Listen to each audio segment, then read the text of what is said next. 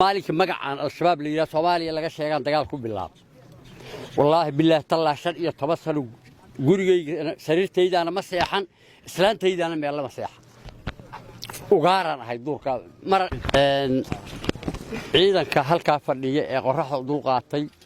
iyo saraakiisha hogaaminaysay dhamaantood waa mahadsan yihiin madaxda sharafta leh ee nooga timid maadheedku tarkan nooga timid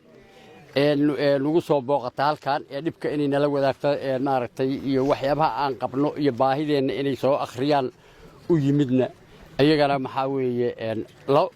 boqolkiiba 200 baa mahad celinayna sababtoo ah qofka naxaya ayaa baahidaada ku weydiiyay oo meeshaad baahida ku qabta kuugu yimaado intaa ka bacdi waragow horta aniga waxaan malaynaa maar canugu yaro hadda dhashay inta kale waa taqaanaa aniga maalinka magacaan al-shabaab leeyahay Soomaaliya laga sheegan dagaal ku bilaab wallahi billaah tallah 15 sano gurigayga sariirtaydaana ma seexan islaantaydaana meel lama seexan ugaaraan ahay duurka mar aan duurkan ku jiro go'doon ku ahay iyo mar eelbuur ku jiro go'doon ku ahay mar iyaga raadinayo iyaguna ay raadinayaan oo aan isdaba joogno iyo mar xabada isku ridayno intaasaan ahay mid waxaan rabaa horta حق عقيدة سيدة حداي ونوشة الشيخ عبد الرحمن حلبانك إلا آمنوا قفكم مركب عقيدة اللي هنا ما بجح جحبة رنتي مركب الجيران أنا قد 7 دقالك هاي مجيني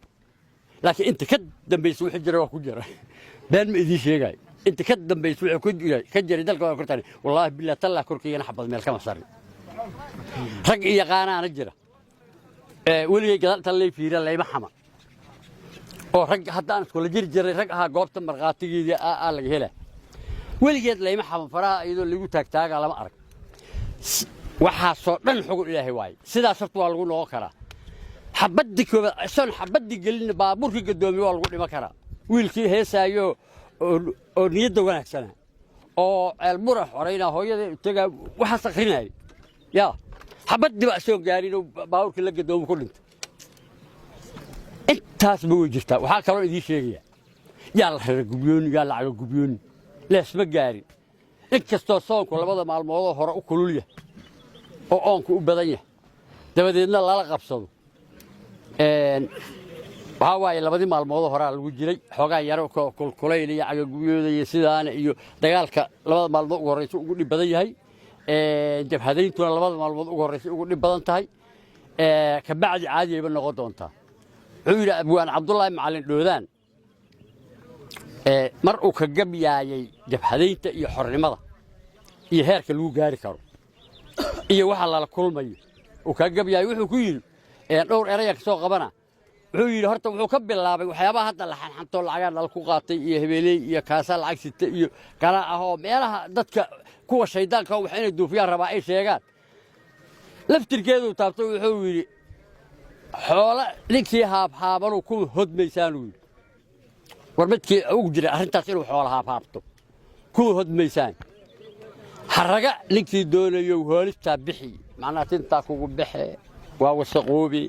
hoolista bixi harbiya ninkii moodayo waa haraad baan